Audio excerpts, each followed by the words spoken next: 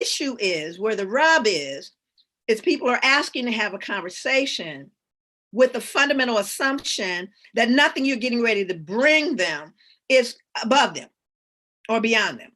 And so that's kind of what I want to talk about. I want to talk about how when white people say they want to have a conversation about race, often, not all white people, obviously, because there's plenty of white people that want to have a conversation about race that can have it. And I have those conversations.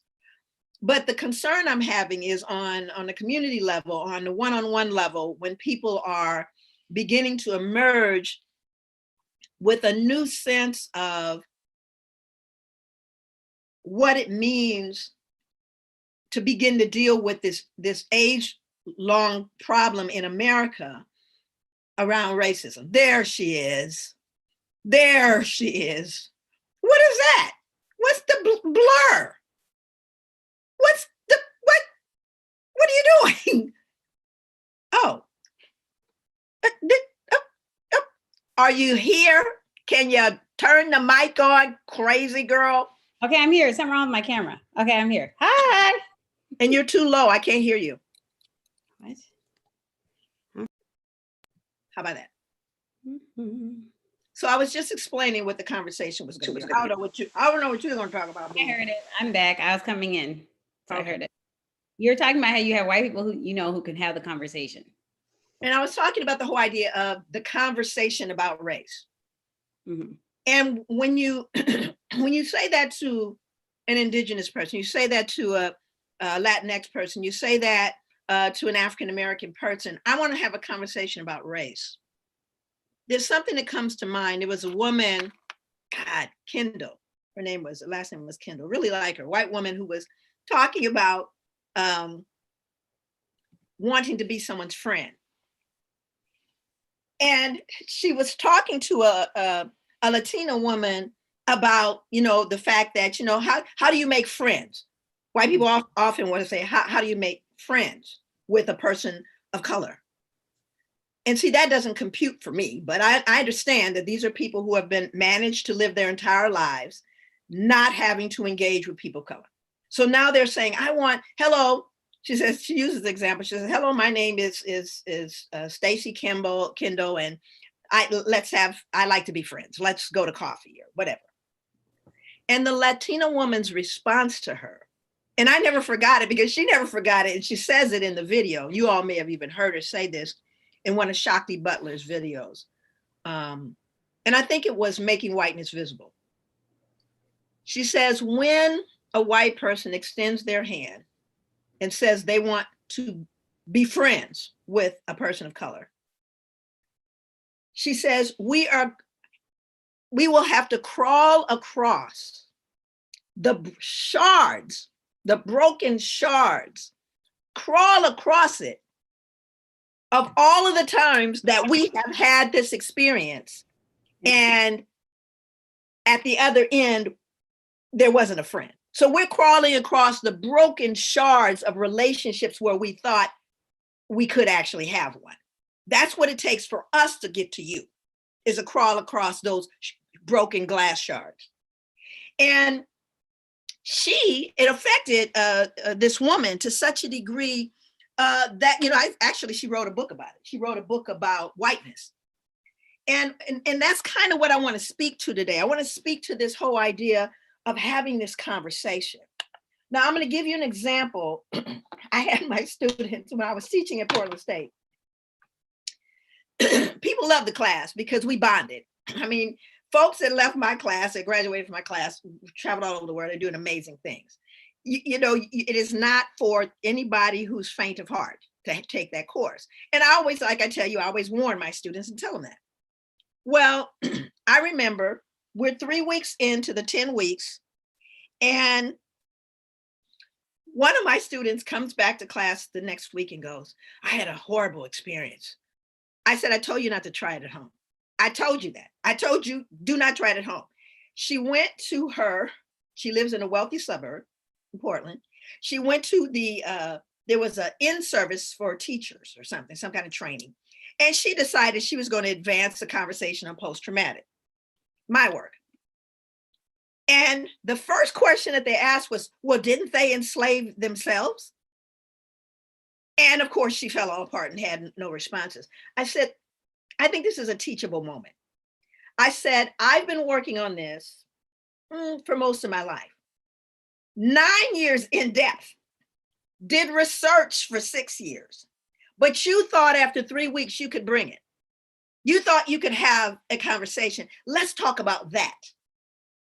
Because that, first of all, the statement shouldn't have thrown you off, but why did you think you could? And that's what I'm speaking about here, because what happens is we go, it's Lucy and the ball. Lucy and the ball, Charlie Brown, come on, Charlie, I'm not gonna snatch it. And every single time they snatch it. And what happens to people of color when we are told that we want to have a conversation about race, there's a fundamental assumption that I don't need no pre-work. I don't need to know nothing else. Let's just have it. And then when we have it, tears, anger, that's not true. Yes, it is. Well, well, that doesn't make it not true because you did. But again, the arrogance of, I want to have this conversation. I don't need any prep work. And you do. I want to talk about that. How do we have a conversation? And again, beginning, intermediate, advanced. Maybe we should say, wait a minute. I don't think it would matter if you said no. I think that it's kind of like in the same video, there's a woman who says, I kept saying, well, I'm here. I'm a good person. And doesn't it count for something that I'm here, that I'm willing to have this conversation? And I think here you should be able to trust me and know that I am now, fully equipped to engage in these conversations because the awareness is so unusual, right? I'm now aware that this is a problem and I'm noticing that people around me aren't. And I just by default, I feel then I am with you. No, I'm glad you have a new level of consciousness. So there's a good example. So what you reminded me of was when I tend to troll my children's school parent pages on Facebook. I don't really make a comment. I just like to see who I'm working with, and there was a boundary discussion around expanding. So basically with the richer white school had shrunk its catchment area, right? And what happened was they expanded their catchment area. And the feeder middle school between it was a K through 8, and there was a K through 5 school. And the K through 5 school was the more diverse school. And they were supposed to be kind of filtering into this main middle school. And what they found was the middle school is getting overwhelmed. Like we have too many kids, so you can't handle it. So they decided to shrink the catchment area of the richer school and increase the catchment area of the poorer school where my children attended.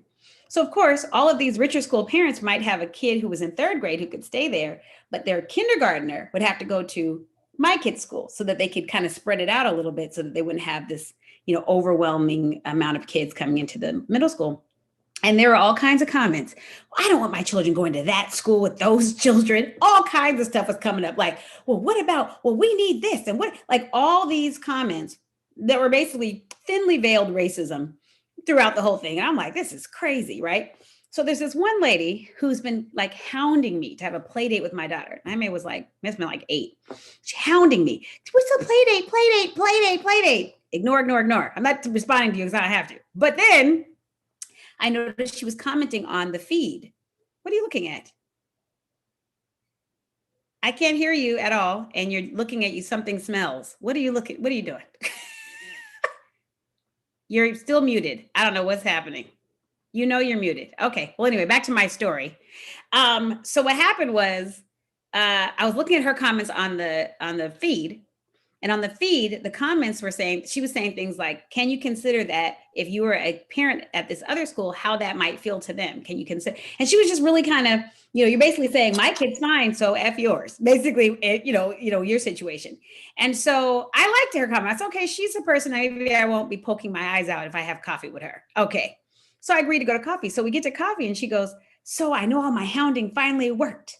I said, no, it didn't. No, I was never going to come because you badgered me. That isn't, I said, here's the deal.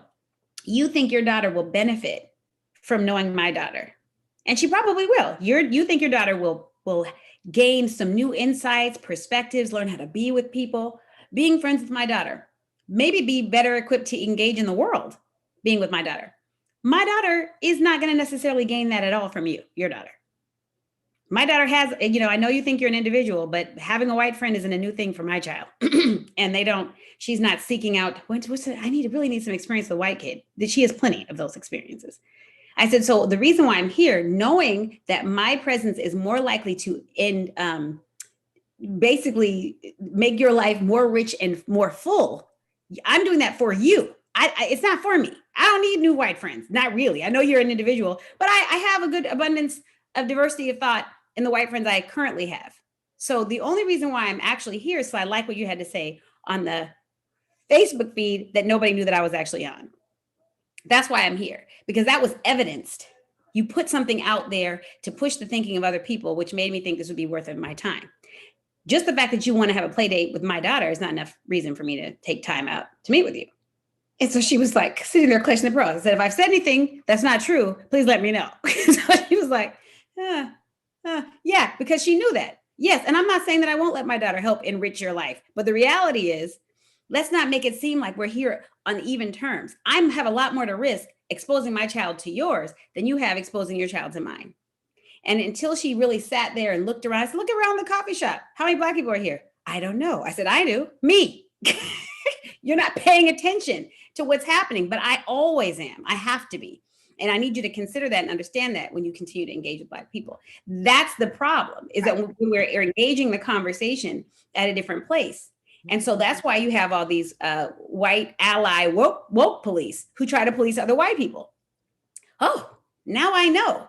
Now I'm going to tell you how woke you're not. That is almost as damaging, right, as not doing anything at all. Because again, we're arriving at this conversation at different places, and it's not like I'm either woke or you're not. It can't be Black or white. It can't be because people say I'm either overtly racist or I'm an ally. Though that's not true. That is not true. So I think that those dichotomies have no place in this process. And I think also, one of the things that we, of course, hear a lot, as Baha'is, is having a humble posture of learning, developing a humble posture of learning. And again, when you are in a society that inherently believes that anyone that looks like us are inferior, do you see, it's cognitive dissonance. Wait a minute. I'm humbling myself before someone I feel superior to. Now, whether that's conscious or not, that's the reality of America.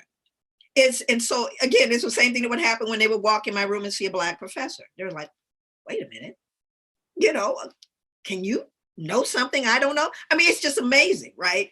And so as we begin to clumsily engage in this conversation about race and racism, I would submit to you that what we have to go through, and again, when that Latina woman said to her, it's like crawling across broken shards of glass, I understood what that meant. That's what hit me immediately. So what we do is we go, okay, they're ready to have a conversation. Great.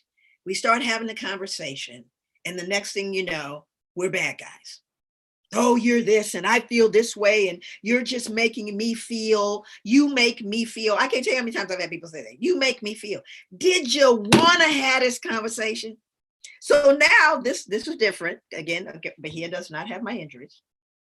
I say to them, are you sure you want me? Because it's not that I don't have the capacity. I've taught children. I know how to talk to people. But this conversation, at this juncture in my life, I'm going to send you to a prerequisite class. You're not going to have that conversation with me. So don't invite me if you don't want me to be me and to show up with the advanced level conversation.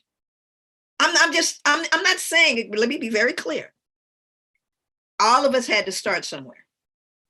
All of us had to start somewhere. And I'm happy that we are starting at all.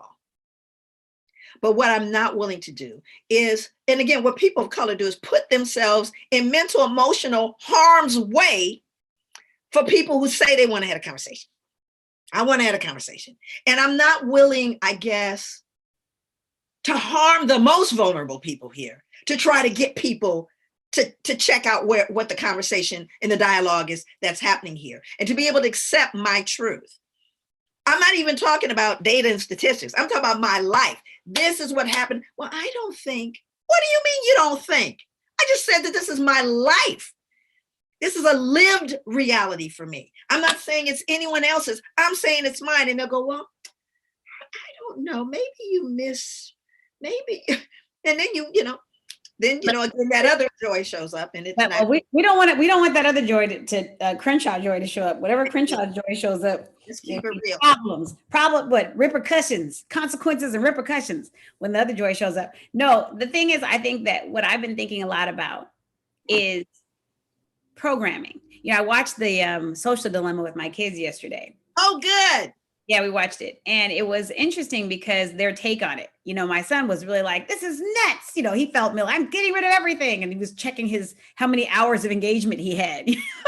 What clickbait am I being, and Naime was kind of like, she couldn't fully wrap her head around the fact that they're constantly tracking you. And it was interesting because the only people who use the term, call their customers users, are drug dealers and software companies, like social media companies, those folks. Technology calls itself the people who use technology users, and right. So there's an addictive component to all of that, and it was really fascinating watching. But what I was thinking about that is programming. I used to teach a Black inventors class to my children's class, and they were like maybe. I think they were like kindergarten, first grade, somewhere in there. I did it every year for about 4 years, and they were in grade school. And what I had read was, I read that book called, I think it was Blink. It was one book. Okay, yeah. And it was talking about how you start to develop prejudice. Was it? Okay. Jonathan something. Yeah. So, and he was really frustrated because he was taking these implicit bias tests. You can take them online or whatever. And he kept coming out biased against his own people. And he was like an activist. He's trying to because we've all been socialized very similarly around Black men in particular. Anyway, so he kept coming up biased against his own people, and he was just frustrated, kept taking the test, kept coming up biased. And then he went to like a presentation or some sort of an honoring of the contributions of Black athletes or Black somebody. And he was feeling so much love and just feeling overwhelmed with this gratitude for their contributions. And while he was still feeling like that, he took the test again, and he didn't come out biased against his folks. So what he was saying is that meaningful connections and understanding that people of color, in particular Black people, have had an impact on your life, as evidenced by those the virtual reality with police officers, right? Reducing their bias. When a Black person saves their life in the virtual reality, they've shown that to help them look at the person as human, Black people as human. The same thing, I thought, wow, you have a meaningful connection with Black people. You recognize that they have made contributions that impact your life in a positive way, will transplant somewhere inside of you in contrast to maybe even your epigenetic predisposition to believe that I'm not. It will mitigate that and give you an opportunity to pause and see my humanity. Well, you only have to tell me that one time. So the next thing I know, I'm like, I got to implant something in these white kids. That's what I got to do. So I started doing Black inventor presentations with the white kids at my kids' school, because I'm like, if they understand, and I told them, if I do something for me, it's my personal history. If I do something for my family, it's my family's history and contribution. But if I do something that changes the world, I do something that makes life different or easier for other human beings across the planet, then I'm part of the history of the world. I'm part of history in general. I've made life better for everyone. And so I started to tell the kids, so we're going through all the inventors. What would have happened if we didn't have the inventor of the gas mask? And one of the kids said, well, all the military and firefighters and, oh yeah. So is that Black history, or is that our history? Is that just history? Is that just inventions for everyone? And they're like, yeah. So we're going through, and for some reason, they all love George Crumb, the inventor of the potato chip. They just love George Crumb. Miss Overton, I just love chips. Love George Crumb. Anyway, so, and I would quiz them at the end, right? So one of the statements around this, and I've heard it recently debated, but most of the historians bear me out on this, that Elijah McCoy was the inventor of the oil drip can. Here's a little history lesson, little known Black history facts. And he basically created the oil drip can for trains that would constantly lubricate the gears so that the trains could travel further and that they could actually carry refrigerated goods because they didn't have to make as many stops. His workmanship was super quality, and he started making money because everybody wanted it. Well, of course, in true capitalist fashion, people started to make knockoffs because they wanted to make money. And people would say, no, I want a real McCoy. So some of the phrasing around the real McCoy is attributed to Elijah McCoy. So here's where I start to bear out my proof of implantation. Okay, yes, you've been programmed by Mrs. Overton. Okay, so what I did was, after our presentation, I would give them a quiz at the end. And one of the things I would ask in the quiz is, if you have amazing workmanship, if you're doing a great job in school, what might your teachers call you? And they'd say, the real McCoy. Now, fast forward 5, 6, 7 years, I was in my child's high school last year, and I ran into one of her classmates from elementary school. And I said, oh my God, how are you? How have you been? How's high school for you? And he said, oh, I'm the real McCoy, Mrs. Overton. So my point is that sometimes it has to be implanted. Some messages, same thing with children, when you beam light into them when they're little and they're hearing Black people are scary and Black people are underachieving and when you're beaming, I know you're brilliant, I know you can do it. When you're beaming that, you implant something there, right? It can't just be that either or, I'm in or I'm out. It has to be comprehensive and it has to be creative. You know what I'm saying? It took years to implant the negative. Right. So it's our responsibility to make those positive implantations. And I completely agree with that, and of course you grew up with constantly having that fed to you and taught to you, embracing, just our family is diverse, it just is. There's also a thing that happens, which is exceptionalism, or what, the magical Negro. And it becomes one where you're different though, right? So I will sit here with you because you're not like them. And then, the other Joy shows up. I said, let me let you know how much I'm like them. Okay, don't get this twisted at all, because I don't separate myself from anyone, really. But you don't get to say, yeah, I'll talk to you because you're the exceptional Negro. You're the different one, that you're not like the others. And I think that when we participate in that, we're doing harm. To be the exceptional. And some Black people want to be the exceptional Negro, whatever. But I'm saying that all of these stages, I am challenging people. I'll use your words here because you're better, to be curious. To be curious, instead of saying to someone who's explaining their history and their truth, instead of saying, I don't agree with that, or that doesn't make sense, or are you sure? Maybe you can be curious about that. Maybe you can stop and go, wow, that is so contrary to everything I know. What's going on inside of me right now that's making me feel the need to shut them down? Did I do okay? How was that? I did it right? And again, I realized, and you have different personalities. Like I tell people in my class, I tell people, everybody, I have folks that I have recommended people to. Don't mention me because they hate me. You'll be good. Go. No, really, they're good people. They hate me though. So don't ever mention my name and you'll be good. But that's because your desire is for the success of that person. And so you're going to do what's necessary. But this is the same thing with strategy. I sit there and I think all the time, because I think about this issue whenever I've been in part of any equity or diversity team, and they ask the group, and every time, inevitably, I'm the only Black person. It's ridiculous. Okay. And I always tell them, as a Black person, I don't owe you jack. I don't have to say nothing. I don't have to contribute to this conversation because only you will benefit from whatever I give you. I don't have to do nothing. I always say that. Don't look at me like, oh, we're going to learn so much from her. No, you're not. I'm not the facilitator, right?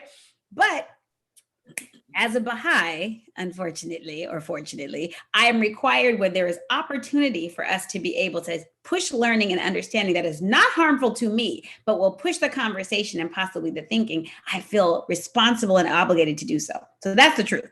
No, So, I agree.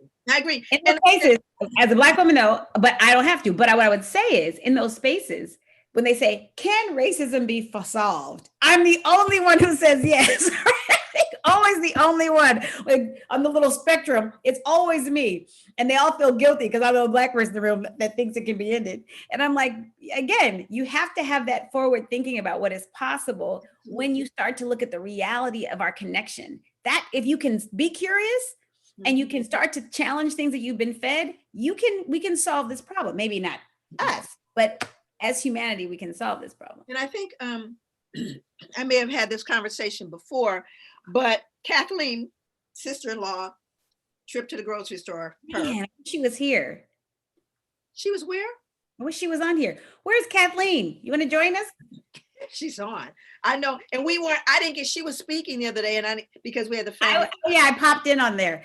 I didn't get to see it. Is it taped? Anyway, we digress. But no, if she's listening. We love us some Kathleen, okay? We love us. If she's listening, comment and we'll add you in somehow. Anyway, Kathleen told a story once to me. This was years ago. We were both pretty young. And she said that there were these two people that worked in the office, a white man and this Black woman. And he was horrible towards her. Just horrible. Just said off things and just a racist. And they worked together for years, but she just, knew who he was. That's just, how it was. And one day he sees her at her desk and she's crying. And he asks her what's going on. And it had something to do with her son and her concern for him.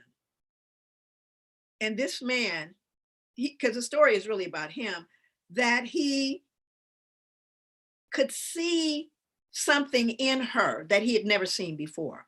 He had never recognized before. He saw a human being afraid for someone they loved. And I may have killed that story if Kathleen heard it. That's how I remember it. But it was something about just being able to get in touch. She's in the house, so I'm going to get her. So what we're going to do is telling your story. I'm going to go and find the link and give it to her. Actually, Saida's on here. Are you there, Saida? Can you send the link to Kathleen and her messenger? But how would she know how to send it? Okay. Oh yeah. Do I have her email? Yes. Yeah, no. If she's on the in the chat, you can see her name and then just send her a message. And it can be a message. Facebook or? On Facebook, yeah. I don't know how to do any of this. I can't help Kathy. It's my fault. What'd you say? I'm sending her the link to be a part of this. All right. Yay. Okay, Auntie, we'll see you in a minute. Okay. And so what happened for me was when she told me that story was this whole idea of closing the gap. When we are able, it's so funny what people say about us on this whatever it is we're doing here. It's not a show, it's just us, right? But is that there is a familiarity, there is a comfort that you get to be you. When you come here, it doesn't matter who you are, you get to be you. And guess what? We don't have to always agree. And we get animated and I might get in my feelings. All the above may happen, but I always say to people, but stay in the room. Stay in the room, don't leave. Because we cannot solve this if people up and gone because you've upset me, you've offended me, I feel whatever. Get over yourself. In order for us to deal with this issue, we have to be big enough to sometimes just shut up, but be in a room. But what we have done, you've said something to offend me. It's like the duel, walk 10 paces and shoot you. But it's also cancel culture. We have to figure out when do people get canceled and when can they actually be redeemed into the conversation, exactly. Right? And I've been saying this for a long time, it takes nothing away from you to admit that you're wrong. and to say, I didn't mean to harm you. That was not, I'm so sorry. I understand that the impact of what I said harmed you. Not, I'm sorry you took it that way. I didn't mean it. It wasn't my intention. Really, it's like, you can say it wasn't my intention, but that has nothing to do with the fact that you impacted me. At the end of the day, I want to repair this. How can I, tell me how I can repair this, because I didn't want to harm you. And I'm learning, and sometimes my learning harms others, and I acknowledge that, and I can move forward. Pretty much, I tell people all the time, Black people will take you back if you're sincere, pretty much. If you're sincere and you're really to show proof in the pudding that you are shifting and changing, people will give you a second chance. You know what I'm saying? You think about it like this. Whatever people think about Kobe Bryant one way or the other, after the drama that he ensued, whether, and like I said, I'm not the judge and jury to determine exactly what happened in that situation. But after that, there was a demonstration, at least publicly, of a commitment to women, girls, his wife, his family. That's what it appeared to be, a shift. We like disgusting folks like R. Kelly, sorry. There's no appearance that you think there's anything wrong with things that you're doing, ever. And you continue to perpetuate and harm. You know, then it's like, no, there's no indication. There's no way for you to redeem yourself in that case. But when you're talking about human beings trying, I know for me, this is the truth. Working in the trans community is difficult for me. I don't know all of the updated language. I have to constantly educate myself. I don't always use the right pronouns. I'm doing all kinds of stuff, right? Now I could go, well, I don't know. That's weird. Some newfangled word. I don't know, right? But if I really care about the people in front of me, and I want you to be able to walk away from me feeling like a complete, total human being who loves their children and cares about the environment and all the different things that I do, then I have to adjust how I am. I have to adjust what responsibility I have for any harm that I cause you. That's for anybody. Working with anyone who's different from them, it's not this kind of, well, they need to adjust or figure it out how to make me more comfortable in my space. You know what I'm saying? That is a hard thing for people to comprehend. And I think, like I said, for me, I keep thinking about the knee-jerk dichotomy and dichotomous thinking. It's one way or the other. And that polarization, that's what it talked about a lot in that movie, was that the way that people implant ideas, because they talked about Pizzagate, right? Right. And how once and that the internet cannot decipher between what is true and not true. It only can track likes and clicks. If you click on this, it will send you more of it, whatever that is. And so you might have all the same friends, but the things that come up in your feed about those friends is different information, because based on what you tend to click on, how long you stay on an image, if you put shop now or don't, all those things and those trends create those algorithms that they track you. And one of the things I thought was fascinating was, like, historically you buy products. With technology, you are the product. And what happens, right? They're buying and selling your attention, right? And so when you start thinking about what we're giving our attention to, in some ways, Black Lives Matter, right? Having that vehicle really helped create awareness. Ah, she's here. Hey, that's my auntie. Hey, Kathleen.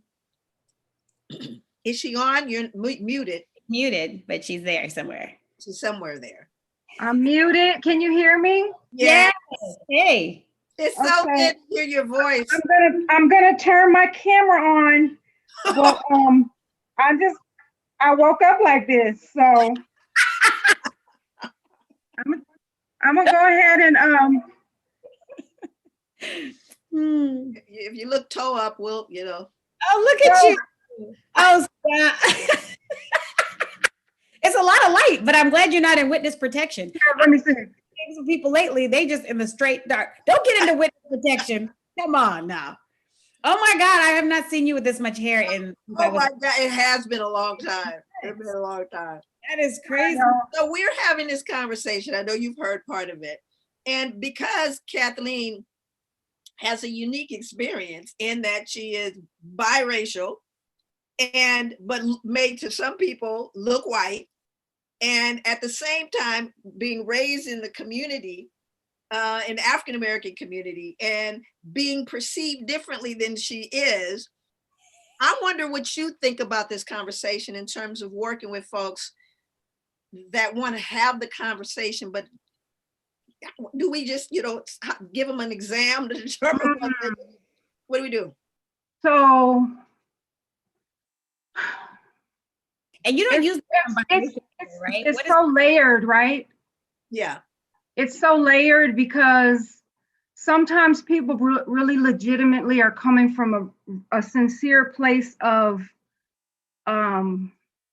wishing, right? So they're wishing that they knew more, or they're wishing that they were more woke, or they're wishing that they had intimate relationships, friendships that they don't have. So they're coming from really a place of wishing. And then there's other people that are coming from a place that's like almost preschool in this, like, well, I love everyone, and I don't see color, and really coming from below square one on this issue. And here's the thing about being the pupil of the eye, right? Is that the pupil of the eye sees what is before it. And the vision that's there and the intuition that's there, I think for the most part, you can trust it, right? And I was talking the other day about this issue of how deep-seated people's feelings are around Blackness, and why anti-Blackness has been so pervasive and so destructive and so successful, right? Is that when people used to, they used to be able to own their anti-Blackness. Both people of color and white people could own it, right?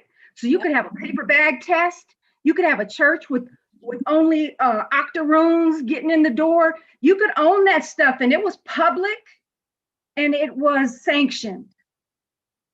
So now it's not sanctioned anymore, right? Now, well, they're trying to come back around, but in the circles that you and I, that we're talking about now, where you're saying people who are saying, oh, can we have this conversation? So we're talking about people who are at least trying to be politically correct, or they're trying to be woke, or they're trying to be progressive, or maybe even they're just trying spiritually to get in touch with themselves and get right.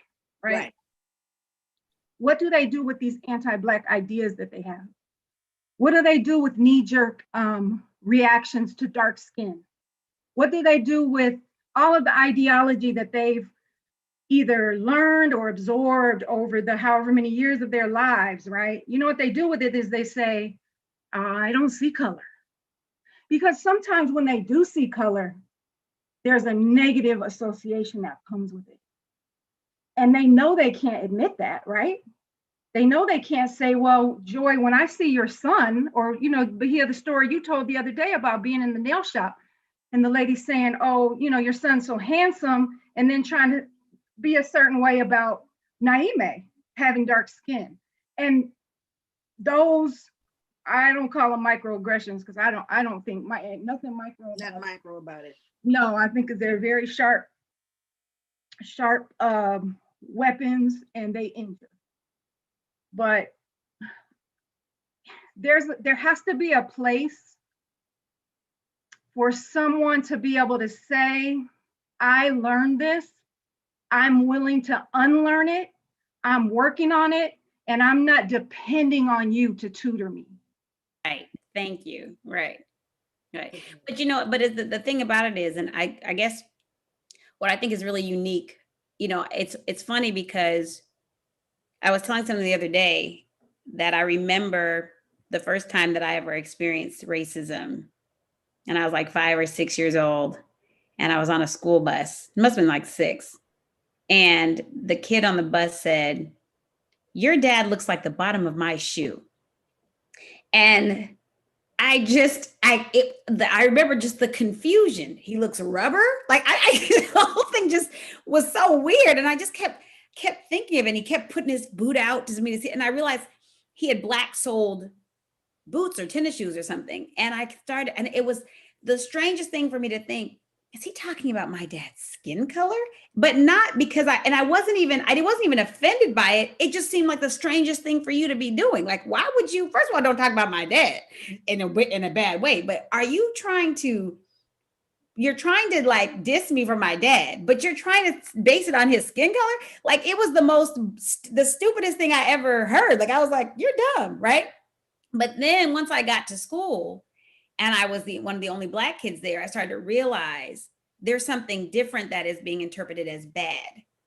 That's about me. Oh, you skinned your knee. Well, that looks weird. Scrapes are weird on Black people. Or you did this. That's weird on Black people. Like it all became this weird thing. And I was shrinking and shrinking and shrinking myself. And if you know me, you know there's nothing shrunk about me. I'm not, a wilting flower. People always shocked in my meetings when I stand up. They're like, you are really small. That's because I have a large presence. But anyway, the point is, I would shrink myself and shrink myself. And what that does to you is it puts the dichotomy there. You're above me. You get to say that I'm weird. You get to say that, wait, come here, little pumpkin. Real quick, come say hi. Your auntie's on here. This is why it's not really a show. If it was now listen, this is my baby. Hello. Oh, that's Hey. Oh, gorgeous. Isn't she? It's ridiculous, right? Ridiculous. Anyway. I'm sorry, I have to just say that it's ridiculous. But what I was going to say is that those dichotomies, whether you're a Black kid or a white kid, and again, my parents had to try to buffer me against that once they realized it was happening to me, right? I tried to wear a banana clip like my friend Peggy Burback. And that was Peggy Burback. Remember Peggy? She was down. No. She's still around. Peggy Burback. Listen, I never heard of Climax, the group. Remember the group Climax? I never heard of them until I met Peggy. She had some sort of R&B tapes, and I was like, "Who is Climax?" She's the one.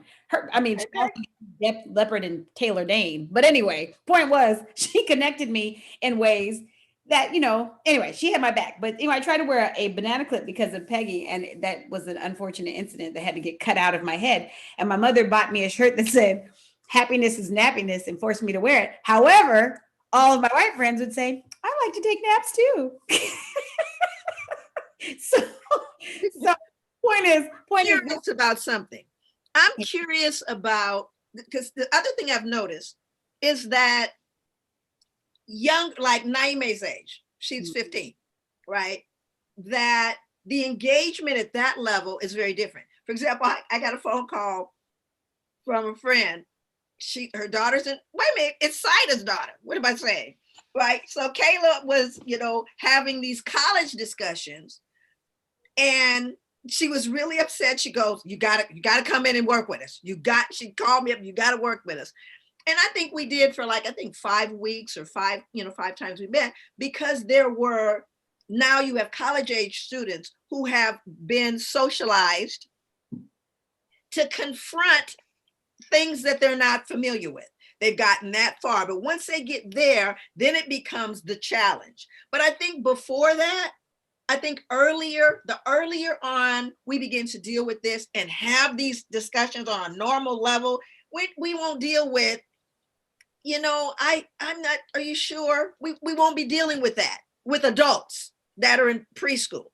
I'm saying that we have to start with them, because they seem to be able to have the conversations. Right. At the same time, remember Bahia used to talk about having a comeback, having comebacks, right? How many of you out there have had a situation where you were like, God, I wish I would have thought of that then. I would have had a comeback. It's bad. My comebacks come to me when I'm not paying attention. It's terrible. I really do think it might be a diagnosis, but here's the deal. Seriously, because I was so focused on figuring out comebacks when I was a kid. I wish I would have said this if they had said this, that I started creating them in my mind. If they ever say this, I'll say this. And that got so deep for me that as I got older, this is going to say, but listen, no one judge me. This is a place of love. Love and acceptance. Don't judge me. But literally, if I would be curling my hair, anything that my mind can wander and doesn't require listening to music, or if I have to be doing something, I could be cooking or something that doesn't take a lot of concentrated brain energy. This is where we'll decide if you guys will judge me or not. So what happens? I know where you're going. I'm scared for you. I know. What happens is I will laugh because a comeback will come in my mind, right? I might even laugh out loud as though it's like a sitcom I saw a long time ago. And then every time it happens, it freaks me out. I'm like, now I do think I'm okay because nothing talks to me or back to me or anything. It's just almost like having a memory of an episode, because that's how much comebacks meant to me as a kid. And so when I started to really perfect them, The clapback was real. Once I would really be like, oh, slice and dice. I could think of it so quick in the moment. Chop, chop, chop. We digress. Okay. No. But let me tell you how it's helped me that it's related to this conversation. All right. Thank you. Circular. It'll come back around. This is what it is. When I experience something with white people in general, because I don't have the trauma, right? I can access my thinking and I can find a way in that moment to push you in a way that you didn't expect to have from someone. Meaning, whether that's for you, the purposes of you being shamed in the moment, or that's for you to be curious about what's happening with you. Like I've told people several cases, you know, I was sitting there and I'm paying attention. They're saying something extremely disrespectful or racist. And I go, wow, you know, I really thought you might take this opportunity to access your full humanity. I see you have decided not to do that in the way that you're talking to me. If you just look at your whole visceral reaction to me, I find it fascinating. And in the moment, they don't even really know what to do because you're caught in some ugliness, right? And I'm not going to take that on. I'm not going to take it home with me. I'm not going to process it over and over again. What was that about? I'm going to just sit there in a moment and put it all back in your lap so you can be clutching your pillow at night tonight, wondering about what you did wrong. The clutching the pillow desire you have, I think you need a little therapy around. But I have a question for you, Kathleen, because I mean, I think that you have a very interesting purview of things in terms of how you move through the world. You've always moved through the world authentically you. Never has there been ever a moment that I've known that you've not been you. How do you deal with, or how does it feel for you being both, right? Because you see both sides. How does it feel for you when you're with white people versus Black people who are caught up in it? What do you mean by caught up in it? What people who are struggling with the whole issue of race and racism, both sides. Man, there's so many layers and levels to that. And it really depends on the circumstances and the relationships. So for example, I have family members who on my mother's side, who my mom's white, who are so the opposite of woke. I can't even. And so every once in a while, I will try. Some I have had to block on my social media because of the just ignorance. And what's so crazy is that I'm about to say white people, and I think I'm fully gonna stand in this, and I think it is a characteristic of being white in America. There is a commitment to ignorance. I don't even know if that's the word, if that's what I want to say. There is an okayness. There is a lack of urgency around knowing better. There is a, you know what I'm saying? There's like a complacency with being uninformed. And I think it's a dangerous tendency. And maybe I shouldn't say all white people, because many white people I know are very urgent about informing themselves. But for the most part, I feel like a good example is in Foundation Hall University, right? Where we're all coming there to learn, to share, to grow, to think, to unite, to have community. But the white people on the call will tell you, and they say it out loud every weekend, every Sunday when it's, you know, we have a day where only white people talk and Black people are not on the call. I mean, we are on the call listening. We don't contribute. We have 2 days where Black people are on the call and white people cannot communicate. They can't comment. They can take notes. And then when it comes to Sunday, they can say, oh, I had a question about what Kathleen said on Saturday, whatever, right?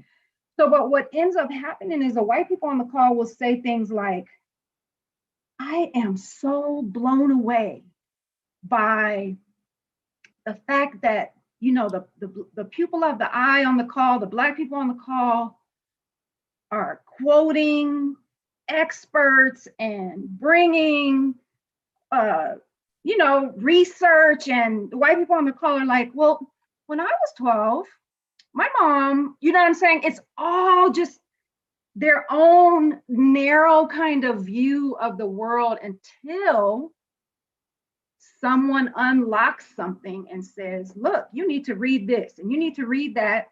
And you know what? Go and watch 13 and come back, and then go and watch this and come back. And then we can have a conversation. I think this gets back to what you were saying, Joy, is that there's no, I hate to speak in absolutes, but there doesn't seem to be culturally a urgency around self-examination and then learning what you don't know. There is just a kind of, y'all, you know, I can come as I am, learn as I go, and expect that you are going to share everything that you know. And if I injure you along the way, oops, you know. But also, like, when you think about somebody like a Rachel Dolezal, Okay. you think about Dolezal, who started out in this process where she was trying to sue Howard for discriminating against her as a white person, right? To adopting this persona as a Black person, reading, studying, learning, doing all of these things to now really immerse yourself in the experience of Blackness. And now you're the expert. You're really, I tell all the time, her white privilege is what got her caught. It got her caught because if Black people accept everybody. But she just married her a little Black man and moved to a little community. Nobody would have tried to figure out if she was really, you know what I'm saying? But it's the fact that your white superiority complex made you think you could do Black better than us, right? So her column, Ask Rachel, her research, her being the president of the NAACP. She right now, I know somebody whose mama gets her hair braided by her in Spokane today, right now, right here in Spokane. Right. So my point is, even when you, it feels like when people get the notion that maybe I should educate myself, and once they start to immerse themselves in it, very few people become the Peggy McIntoshes of the world, right? Or the Tim White. Like, I'm gonna, and that's the lane Rachel Dolezal had a lane right there for herself, right, where she could have said, you know what, my proximity to Blackness, in my proximity to Blackness, I see this. You know what I'm saying? In this proximity. And that makes you, yeah, she could have been all over the world, right? She could have been Tim Wise, Peggy McIntosh, all over the world, helping white people to get a better understanding of their unwokeness. And instead, she just dug in, and she dug into, I can be Black if I want to, and you can't stop me. And I can be a better Black person. I can be a better Black person than you all are. I can do better than you. And I mean, I can't be mad at her that she wants to be Black. I get it. You know what I'm saying? I get it. But she had a lane that look at the lane that I'm in. It's a very, I tell this story all the time about, matter of fact, Joy, I tell a story about living in Portland and the women in the Black community having the Black Women's Gathering and calling you to say, can you let Kathleen know we don't want her there? Do you remember that? Yeah. And here, now here was my experience at the time. I was young. I think I was in my 20s. I was hurt. And I centered myself in the story. Now, I didn't show up. I didn't come.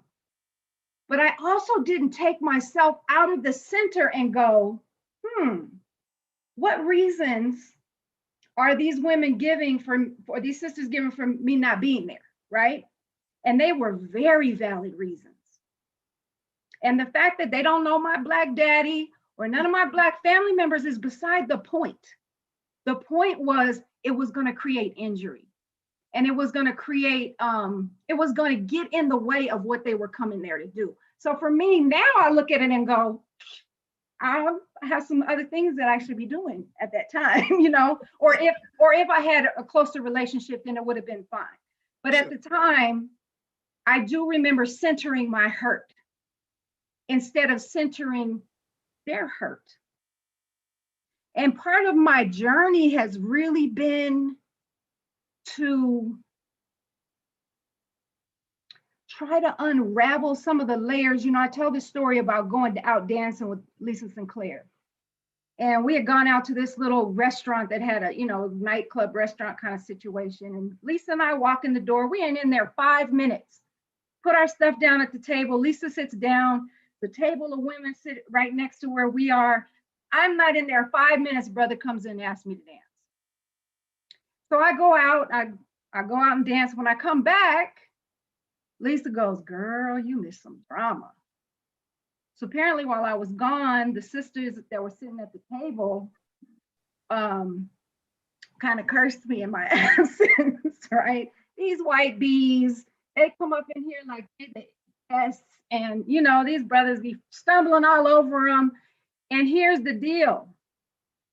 They had been sitting in this club for an hour and not one of them got up to dance. And this is where we come back to this whole idea about anti-Blackness. Absolutely. And how pervasive it is and how it permeates culture, right? Absolutely. And so she had gone to the bathroom. So Lisa tells me the whole thing. She says, "Yeah, girl," she said, "called you the B word." And, you know, and she said, "I told her that you're Black, you know, that I said, she's not white. She's mixed with Black, blah, blah, blah." And the girl told her, "I don't care what she's mixed with. These brothers up in here think she's white." And that was enough for them. So anyway, she gets back from the bathroom and she turns her chair so her back is to us. So I stand up, I take my chair and I drag my chair around so it's facing her and sit in front of her. And I said, "I heard about what happened. Let's talk about it. You know, tell me what you're feeling." And we talked for over 2 hours. And she just told me all of the experiences that she had had. And this was like a dark chocolate skin, beautiful sister. The whole table was just beautiful women. And though that willingness to lean in is the advice that I give. Lean in and listen. Lean in and listen. Don't center yourself in it. Don't center your experience in it. And I'm speaking specifically to white people who want to understand more about what the Black experience is like in America and what can be done to counter it. I think anti-Blackness, that terminology for me is new for me, right? Now the recognition of it in the culture, not new. Right. But the fact that people are really using this terminology and saying no more, like it stops right here. And, you know, for us in raising our children, we didn't raise our children with some of the craziness that kids got raised with around, you know, skin color and eye color and hair texture and all the things that people are having to unwrap it, you know, go to therapy about trying to figure it out. Well, white people are walking around with some of that stuff too. And they don't have any place to unpack that, right? So I don't know the answer to that.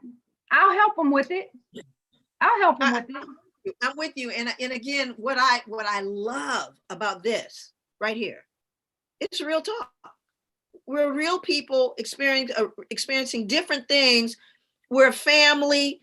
We have spiritual commitment as Baha'is. We have all of that going on. But at the same time, I cherish my relationships. I cherish them. I cherish the moments that our children grew up together and we were dealing with stuff. What's difficult for me, and my sister said this, and I think Iris is listening. She was trying to get on. I hope you helped her, B. But I had to get on. You were saying the bad talking about me. I had to get on. Well, yes, you started calling me. So maybe she made it on. Maybe somebody helped her on. But Iris said to me that white people have the privilege to ignore us. There it is. There it is.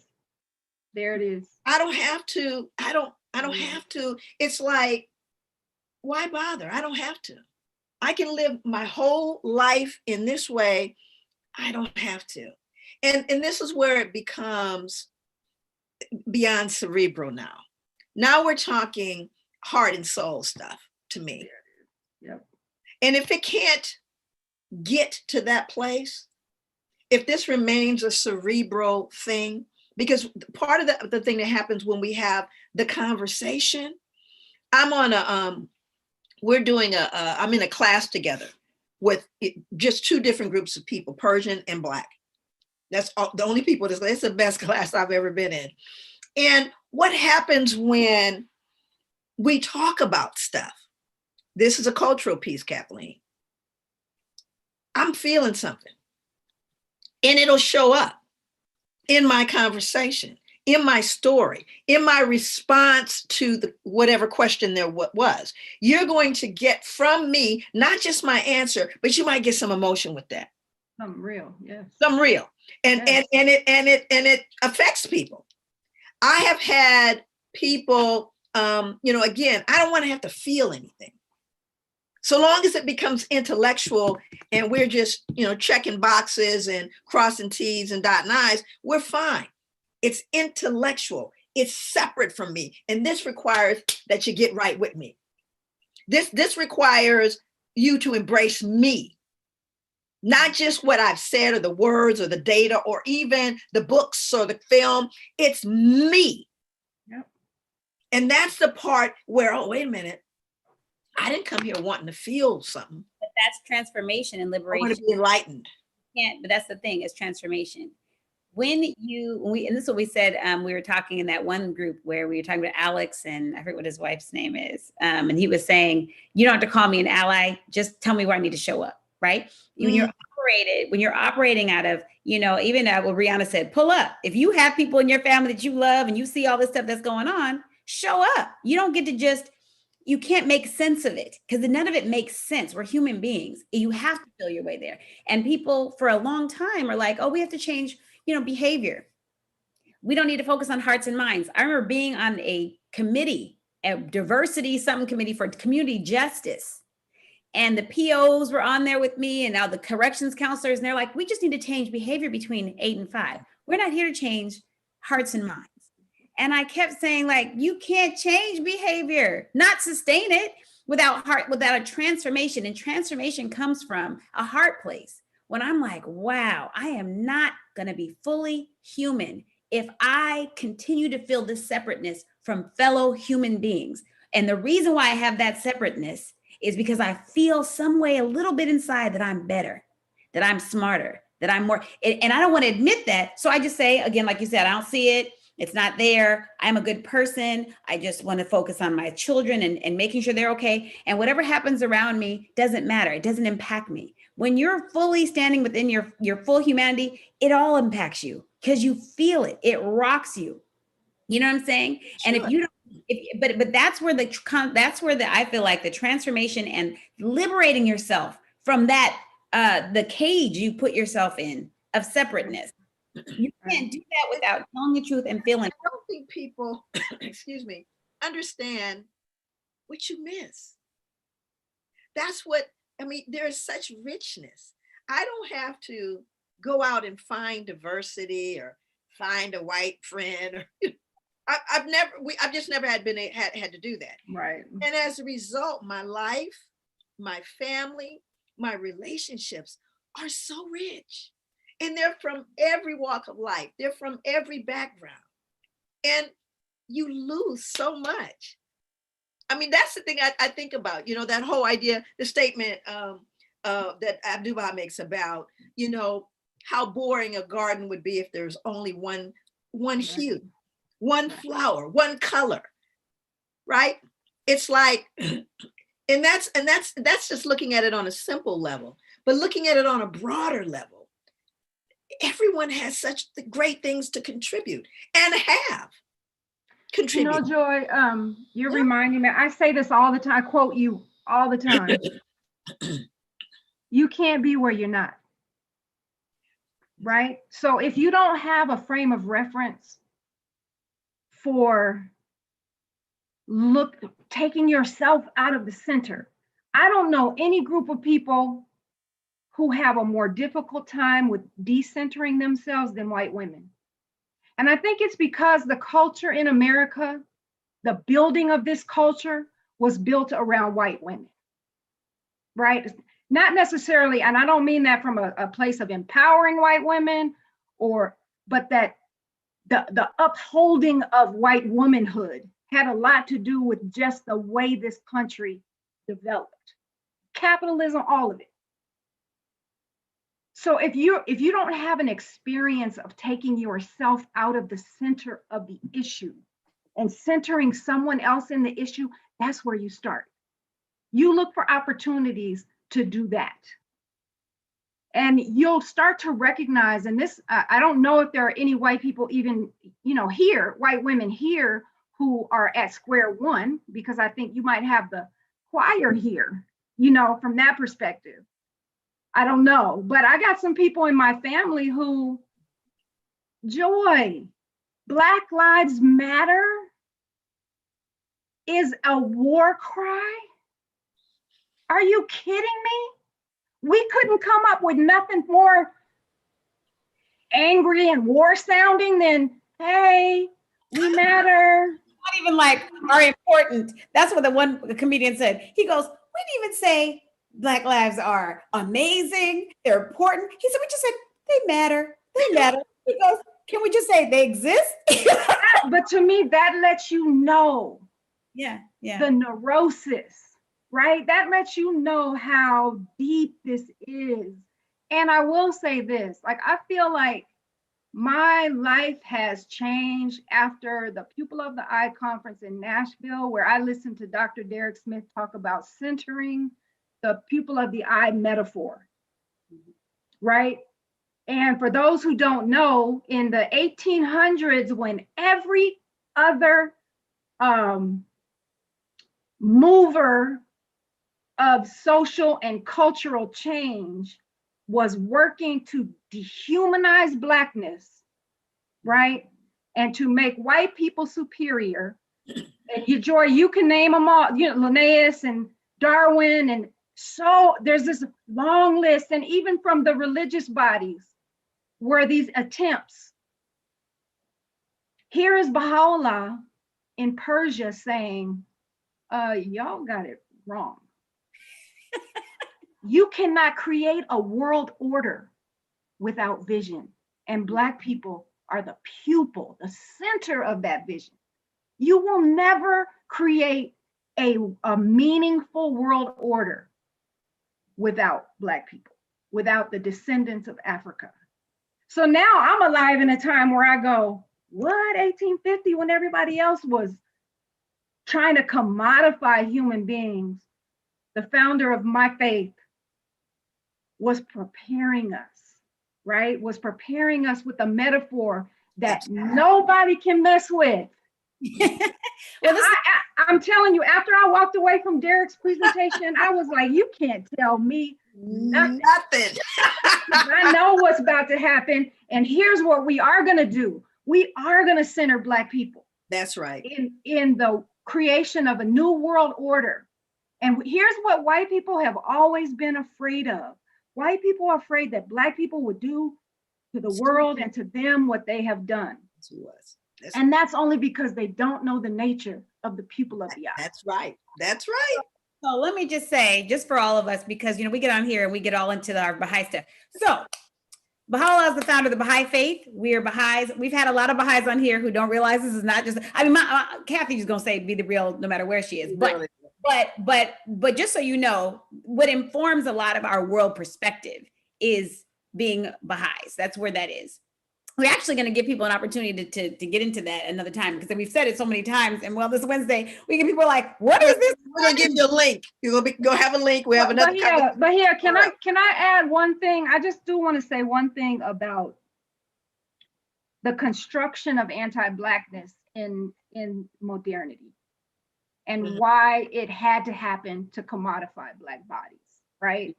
So the whole building of the economic world order was done on the backs of Black people, of Africa's descendants. And in order for them to justify it, in order for them to still consider themselves good, right? Here's my question about it. We know the residual injury. We know the residual devastation on Black people. I think that what we don't know is the residual damage. And I think that comes back to why white people are struggling so much into today with finding a path towards community. They can't get in. They can't find a path because that construct of anti-Blackness and white supremacy is a living, it's epigenetic. That's what you're talking right? about. So if you don't have an urgency to reprogram yourself, and you don't have an urgency to lift the layers back, right? You don't have an urgency to get in here and figure out, what did my ancestors put in here? Right? What do I believe about this society? If you don't have a sense of urgency around that, your path into community is blocked.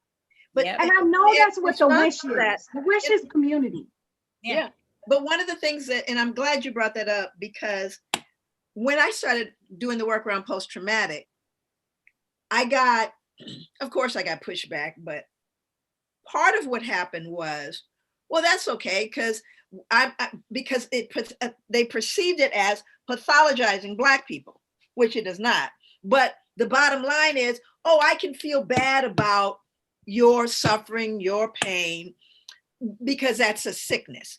White people never talk about their racism, their bigotry, their hatred, their angst as a pathology. You see, it's an acceptable, it's not an acceptable way to be. It's sick. Mental illness. We can't use the P word. We can't use pathology around this, because you see, I have the onus. Remember, I have the right, the privilege to not have to deal with this at all, because I'm right in my whiteness. It is inherently okay. And anything that's in there is still superior. And you can't fix a problem unless you see it's a problem. And white people cannot see this as a pathology. Joy, you know what? I was watching that. I don't know how many people have seen this Red Table Talk with the little white girl from USC, whose mom and dad just went to federal prison. You know what I'm talking about? You know what I'm talking about? Olivia Massimo, the Massimo, you know what I'm talking about? Aunt Becky. Yeah, from Full House. Yeah, Full House, yeah. Okay, so she was on with Jada and Gammy and Willow. Now, here's what I think. I think her PR rep was like, okay, what are we gonna do to fix all this damage? Because she's lost so much money and she's lost so much of her social media following, and she's lost endorsements. She's lost. Mom, this is one of the people who paid for their kids to get into Ivy League school. Oh, okay. Yes. Okay. So 500,000, I think, was the amount of money they spent, or whatever it was. But anyway, so Gammy, Adrienne, she doesn't want the girl on the show. And she says it during the trailers for it, the teasers for it, and even when the girl comes on, she tells her why. She says, I think it's the epitome of white privilege for you to be sitting here. Woo! And she says that her reasoning behind it, there's a few layers to it, but here's the deal. The girl comes on and she's very contrite, okay? She understands that what her parents did, what she didn't at the beginning, and she says it. She said, I'm so embarrassed that I didn't even think it was wrong. I thought it was what everybody did. And so, they're working through this conversation, and she's talking about, I get that it's wrong. Never once in the time that she sat at that table did she ever mention the students. She kept saying, well, I worked my ass off in high school, and so it wasn't like felt like I didn't belong there. It's just the way that it happened was wrong. And she never thought of all of the students who didn't get a letter from USC. And that's what privilege does to you. It doesn't occur to you that your privilege rests on someone else's not being privileged. Do you know what I'm saying? So someone, and it would, I think if you said it to her, she'd go, oh, I never thought of it that way, that, people's lives were impacted. There's something like 750 students that this guy, the counselor who was taking in all this money, right? Taking all these bribes, never occurred to them to even think about the people. And if you go back to the nightclub scene that I was talking about earlier, you can't have privilege without someone else being diminished. Mm. Right? So now I see that bright and clear. There's no escaping that. And I think for white people, they do not want to be reminded, or that, not even want to say that. I think that no one has ever opened their eyes to, do you understand that for you to just be able to drive down the street and the police don't bother you, that the privilege of that we're not even going to be having this conversation if there wasn't a population of people who are being murdered. Like, do you see what I'm saying? Like, that's why when I think of the movie Us, right? And the thing that I liked about the movie Us is that they were saying, in order for you to be doing your life like this, someone is the opposite somewhere. Someone is suffering because you get to have what you get to have. When I talk to my daughter about fast fashion, right? We talk about, yeah, you can buy this cheap stuff from these cheap stores, but that probably means that tiny hands are making them in a studio, in a locked factory somewhere that they don't get. You're like, this is a deal. It was $10. Well, if it was $10 for you to buy it, how much did they give the person who sat and made it? You know what I'm saying? Because again, you're excited to be able as a teenager to find something that's a good deal for you and what you can afford. But if you can afford it as a teenage non-working person, what hands made this? And see those considerations, you know. So I have a question here, because something is coming up for me. Way over, by the way, but we're flowing. And I don't have the right clock time anyway. So I can't believe that. One of the things that I was thinking about, you both were basically talking about Amalus, the ones who walk away from Amalus, right? And here's a city of beauty and city of joy, but there's a child in the basement. And everyone knows the child's in the basement. We're not even talking people that they know the child's in the basement, and they rationalize, it's feeble, it can't really think well. It's not even smart enough to know, how good life is. It wouldn't make no use of the goodness. So they all rationalize why the child got to be in the basement and no one can say a kind word for their city to prosper. And what I'm saying is it that they don't know?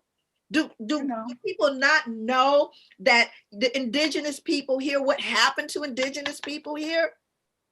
People despise Native people. I don't understand that.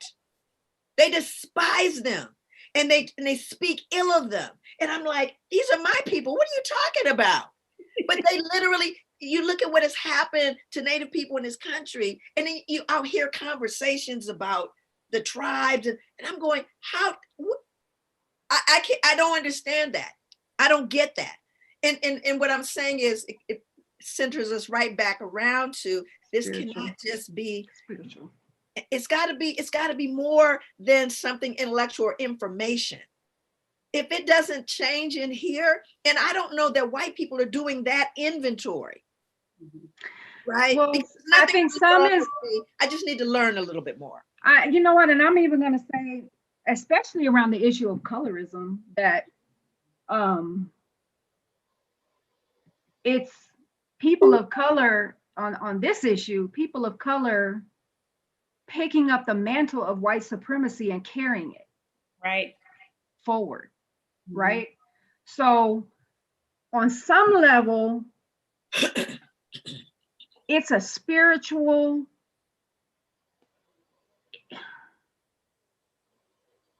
it's a disconnection. Let me put it that way. It's a disconnection from purpose and a disconnection from reality. So, on the bottom line, if we're all one creation, right? The degree to our proximity to that truth is going to impact the way we interact with each other. Absolutely. Right. But also taking up the mantle of white supremacy for others. I think I was saying this the other day is, you'll hear people talking about colorism and being mistreated different places in different ways. And there's shade privilege, right? You have white privilege and you have shade privilege. And it's been an interesting thing to navigate with two children that I have that are different complexions, right? And how the world engages with them.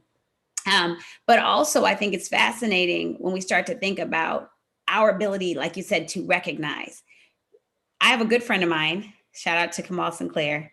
I love her to death. And one of the things I say about Kiki is we were living in, I think she lived in Harlem. I think she lived in Harlem, or Brooklyn, one of them. She's like 20 something. And she was really fit. She'd been in Stomp and doing all these, performance stuff. And she's like, I need a side hustle. So she went to be an aerobics instructor in Harlem. And so she said, I did a great job. I did my whole little thing. And they were like, yes, I think it was in Harlem. I don't think she was in Brooklyn. So she's doing all this stuff. And she's like, I killed my little kind of audition for being a aerobics instructor. And at the end, the ladies interviewing her said, you did a great job and you're really energetic and you have such a friendly face. But the Black women that we're trying to get to come here to work out don't want to see a skinny mixed girl bouncing around. They just don't. It's not who they want to see, And she was like, I get that. I get it. It kind of hurt my feelings. I put so much effort into it. I was like, no, I get it. And the thing I love about Kiki is that she's always been a self-reflective person. Absolutely. She got jumped by the Bloods when she was like 16 because she thinks she cute and the girls were, and I said, but she never was like, they just mad because I'm like, it was never that kind of situation. Dark skinned girls don't like me. It wasn't any of that. It was really, and she would always say, I always knew that it came from a place of injury and harm. And I said, she's the kind of person, people say they put bleach in certain girls' hair so they can make the hair fall out. I mean, this is where the depth of internalized oppression comes from, right? Right. You are, Kiki, is you go, well, my scalp burns are healing nicely. And it just comes from a place of, because again, recognizing that even with all the craziness, she didn't deserve to get jumped, none of that. But even with all of that, she was really painfully aware that the root of that was injury, right? I have a friend of mine right now, he's dating this Asian woman and, we all went to Fisk. So people talking, what's he doing? What did he do right? What did he do? And I said, here's the deal. He said, so much hatred. I've never dated a non-Black woman. I've never had this kind of hatred. And I said, it's not hate, it's hurt. There it is. Because no matter what it is that Black men have gone through or done, we hold y'all down. I said, so when they look and they go, if nobody in the world sees me as beautiful, you got to see me as beautiful. Come on, bruh. Right? I said, so it's more of that feeling than it is, I don't want you to be happy. You found some happiness in the Asian chick. I think it really has to do with the hurt of feeling the rejection of the world. And all I need is for my brothers to say, but I see you and you're beautiful and uplift you. And when you don't get that, then everybody who does get to have that standard, does get to be put, then that's where they're going to get the hate. That's when they're going to say, calling, Auntie Kathy the B word. She just came here because also had I think, Auntie, you've been more aware coming into the space of what was happening there before you got there. Maybe wouldn't dance with the people. You know what I'm saying? Like, let me just close out. Kathleen's sister, Carrie, I got to tell the story. We went out, me, Kathleen, and Carrie, to a club in Portland. What could we do, right? So we're in there, and I'm sitting there, and Carrie's sitting there. Kathleen was sitting on the other side, and there's some women behind me saying, one woman leans over and goes, he left me for a Black girl. This was a white woman who said, he left me for a Black, can you believe, a Black girl? So I'm sitting there and I'm thinking, I want to go home. Why did I come? Kathleen is like, oh Lord. Why did Carrie snatch the woman and beat her into a whole? No, she took her earrings off first, though. Remember? She took them off. She started going like this. I was like, oh, hell. I didn't know what to do. The woman was underneath the bar. And Carrie was like, say it again. Right? It was, yeah. It could go a different direction, That's my sister. and it ain't just us, because Carrie was like, I'd never seen anything like that. Well, you know what, Joy? I mean, it is funny. However, I think that on this issue of anti-Blackness, there is no one who bears the violence of it. And I mean the emotional violence of it more than a dark-skinned Black woman in America. I agree. And I say that because, one, from my purview, because I have also come in contact. Yeah, I mean, I don't want to make it a thing about men and women specifically, but people settle into their quote unquote preferences and feel justified. Yeah. Right? And until you go, excuse me, boo, what's a preference? Mm-hmm. And how did you arrive at this preference? Mm-hmm. And what in your upbringing and your socialization as a man, hair length and something, skin, where is that coming from? Because that is not, excuse me, but not a preference. Mm-hmm. It's not. It's violence against a specific group of women that you cast out of your Beauty spectrum, right? Yeah. Mm-hmm. and Acceptable. I think that until we really get real about that, and we really get real about how we're socializing our children, Absolutely. how we're justifying behaviors that are Mm-hmm. eternal in their consequences. And when I say eternal in their, can I share my screen? Yes. Wait, So why is Carrie on there talking about she could do it without getting arrested? Hi, Carrie. Hi, Carrie. Oh. Gary. I'm gonna share my screen for a second. And Okay, we've already go. We're an hour in. Go okay, ahead. so I was doing a presentation. Let me see if can you see this? No. Hold on. Okay. Yep. We can see something Can now. you see it? Okay. Yes. You see some little people? Yeah. Okay. So I was doing a presentation last week about colorism, and this was actually specifically I was talking about, and Joy and Bahia, you know these little figures here. These are all people you know and love. Okay. So this is having come up in a community, in a spiritual community in which these conversations are had, right? So we're talking about the oneness of humanity and how all of us are made from the same dust, and we're all the leaves of one tree and the branch of the fruits of, right? So these are my peers. These are all the Black men that I grew up with. These are workshop members. These are all your people that you know and love. And I'm going to ask you, of all of these people who were, many of them taught from childhood that we're all one family, all people are equal, Black, white, red, there's one human race. How many of these Black men are married to someone Black?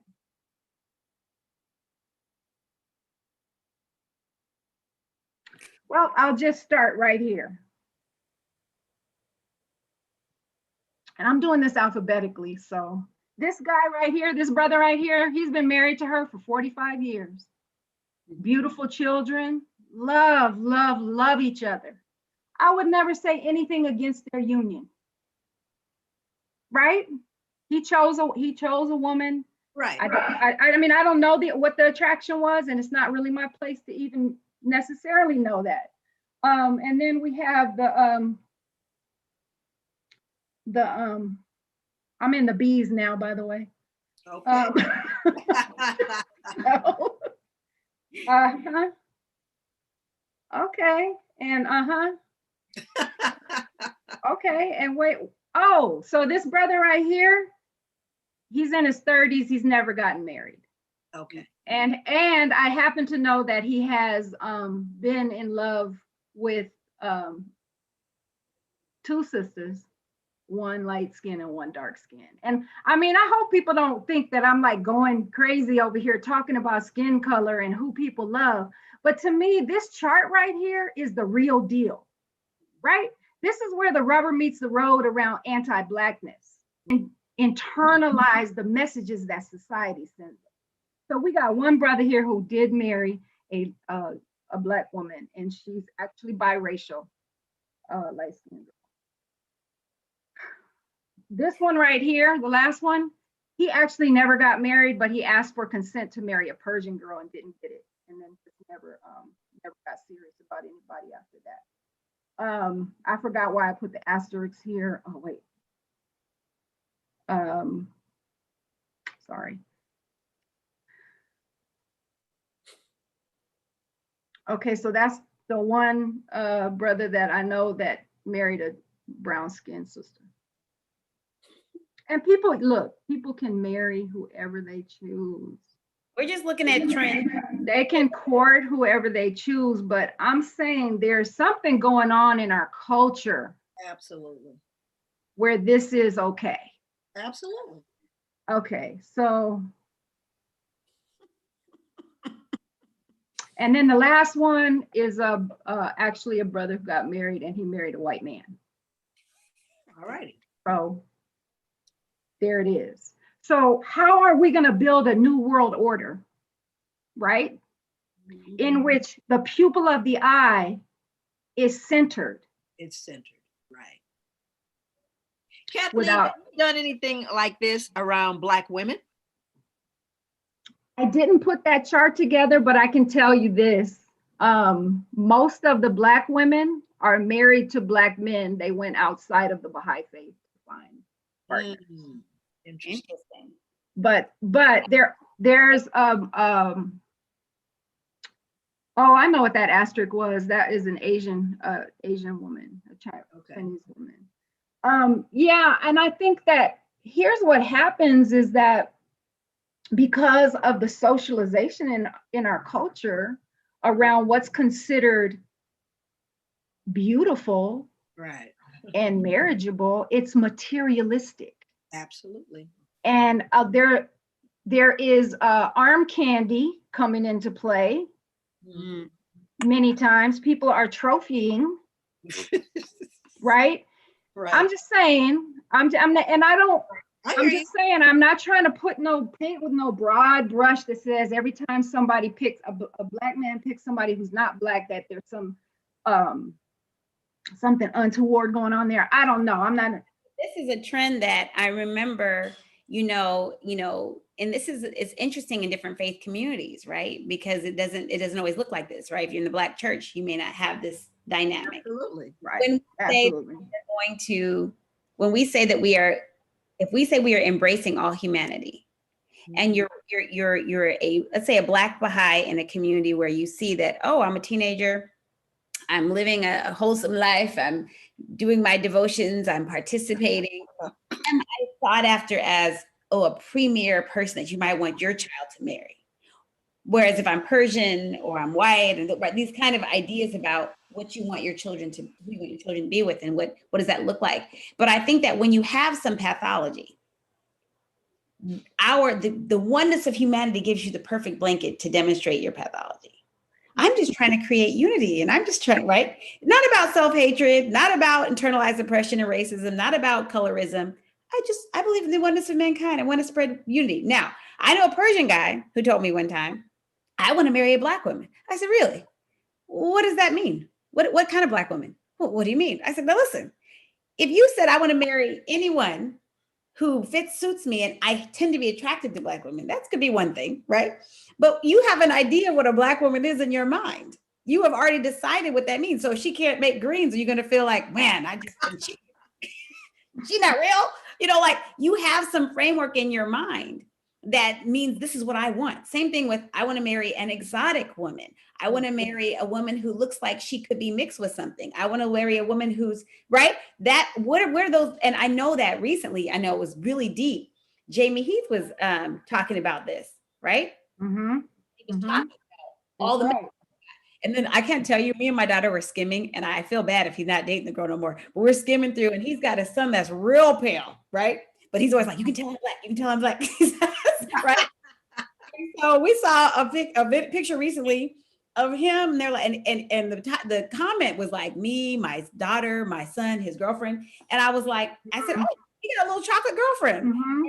I told Naomi that. Naomi looks, and so my daughter, the beautiful chocolate girl that popped in here a little while ago, she scrolls through and she goes, no, he's not, because she saw his sister. He's got a picture, he's hugging his sister, and she immediately was like, Oh no, he found a mixed looking girl, like about to just, I said, I Um, I striped a little yeah. bit. He was like, okay, neck. Right. All right. Well, you know, it's interesting that you bring up Jamie because he did speak very bluntly about that. Can we go back? Can we go back to seeing each other now? Oh, I'm so sorry. Oh, Right. I'm not very good at this Zoom thing. Okay. Jamie spoke about that, Joy, when you did that premiere of the movie Invisible Portraits. Portraits. Remember when he talked about that and he said for the first time in Yes, his life, he did. he took a step back and understood that he didn't revere Black women. He didn't see them. And he said, look, I've been married 3 times. His dad's Black, his mom's white. And he said when he was raised, he was never raised to see himself as a Black man. He was raised to see himself as kind of like, you know, the child of the future, World the citizen. unity of humanity, you know, which, okay, fine. But he said, I've been married 3 times and every single time was a white woman. And his attraction was set by the culture, not just in his family, but in his surroundings. Sure. And he got very really felt like he came from a real place, right? You could hear it. You know, someone in the chat just said that they understand that the Baha'i faith encourages interracial marriage. And yes, that is the truth, because other people who would, from, you know, other faiths sometimes say you need to, you know, I wouldn't say the faith say it, the doctrine of certain space, they'll say you should be with who's like you or who looks like you. We definitely think that connecting with other people and loving humanity means that you're going to interact with multiple people. Right. The difference is when you decide that white supremacy operates in that space when you say, I'm going to use that as an excuse to uphold the white standard and to participate actively in white supremacy, because now my faith has said that this is an encouraged thing. You could be a self, not everybody who's in an interracial relationship is self-hating. I'm just saying you could be a self-hating individual out in the world feeling kind of bad because all you are light skins with straight hair or light eyes or whatever it is. But in a community that encourages diversity and accepting the world, you can actually hide that in a way. I'm not really being pathological here and self-hating. I'm just practicing the oneness of mankind. It becomes problematic. The root of it is a good thing. Most times the root is a good idea. But what happens to people when they're in the way that white supremacy exists and the way that it gets into your mind, like my brother, he has a beautiful Ethiopian wife, but he was like, I had to ask myself, Ethiopians sometimes have straighter noses. They sometimes have, he had to start looking at, wait a minute, let me check on this and see, am I, it's a constant reflection of how does it impact you. I had this thing where I was like, I like my hair short and straight. Is that self-hating? I had locks for 12 years. I've had an afro. Like what you have to figure it out where you're like, okay, as long as I'm checking in, I don't care how you do you. But if you hate the way your hair grows out your scalp to the point where you would be, panicked if somebody saw it, that's a different level than I think I'm gonna go straight this month. I think I'm gonna go. That's not a self-hating thing, But I think, and then there's another layer, Bahia, that has to do with, in my book Skin Deep, there's a character in the book, a brother who's never dated a Black girl. He's only ever dated white women, and the book starts with he's with a girl who looks like me, who's half Black, but she doesn't look Black, and he just thinks he just got the best of the boat. He can be comfortable, and yet he can flaunt whatever he's working through, with white people. And one of the things that comes out in his history is that because he's dark brown skinned and he feels like his skin color has created so much injury for him in his life, he's never going to do that to a child. Right? So he's looking past Black women to find some cure rather than realizing that the cure is in being a part of the healing of the culture, right? And of society as a whole. Like we can't fast forward to trying to create some golden race of people. Really? Because that's what people will say. And it's specifically white women are the ones who tell me this. Like when I was a little kid, I used to have people tell me all the time, like, oh, you're the best of both worlds. You're the future. you know, someday we won't have racism because everybody will be golden. No, thank you. You know, the whole purpose of a garden is the distinction between the flowers, not coming up with one color of flower and then painting the whole garden with that color. You know, I just think we get so caught up in running from anti-Blackness instead of turning around and looking at it and saying how much of what we're reinforcing in our families, in our communities, in our spiritual families, in our spiritual practice, how much of this anti-Blackness are we reinforcing? And one, Where to get your book? Huh? Kathy, where do we get the book? it's on Amazon. Just look for Skin Deep, Kathleen Cross. Okay. All right. That little plug. I kind of. I know we are way over. Oh yeah, we are. We got to close. I've been absolutely thrilled by this. I love having these because I'm learning things. I'm listening and I'm thinking of how I can integrate it into the healing. Be the healing. Be the healing. That's right. Amen. Amen. So be That's well.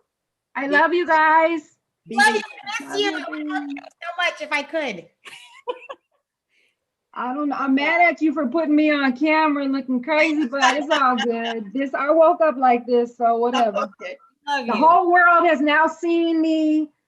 Yeah, I would have put a little like, but here I see you have lipstick and some earrings. See, that's why we were late getting on, trying to, because they'll really talk about us. They'll go, Yeah, well, she look now it's like, We'll have to have you back on. We'll have to have you back on, and then you can be all glammed up. We can be- okay, okay. Well, I'm not really a glamour person, but yes, I would put on a little mask or something. But yes, we thank you for coming on at short notice. As you know, this is not really a show. People are like, I love your show. I'm like, it's not really a show. have a show. We don't know half the time what's going on. It's us trying to kick it in the way that we can during COVID. But we appreciate everybody who does tune in to this show and to push people to think about having these conversations with people in their family. We usually have the spectrum of color in our family and everybody's experience is different. So it would be interesting for folks to talk about, how they can be better supporters and loving people through that real thing. And also, if you're right on this, start to think about how you decenter yourself in this process. Also, we're going to be relaunching the Be the Healing shirts. You can see Dr. Joy's wearing them. Be the Healing sweatshirts and t-shirts are going to be available again. I think they're Might have hats. Oh, and hats. We're going to do the dad. Where do we get them? You can get them on the Joy Facebook? Publications website. Okay. If you can, take a picture or a video of yourself in the shirt and say something about how you're going to be the healing. We would love to make this a Love movement. to have that. Everyone can be the healing to someone else, So hashtag be the healing, put yourself in the shirt, take a picture and maybe tell a story. That would be so awesome. We'd love to have that as a series. So be the healing, everybody. Thank you for holding on with us for a good amount of time. And thank you, Auntie, for joining us. Thank you.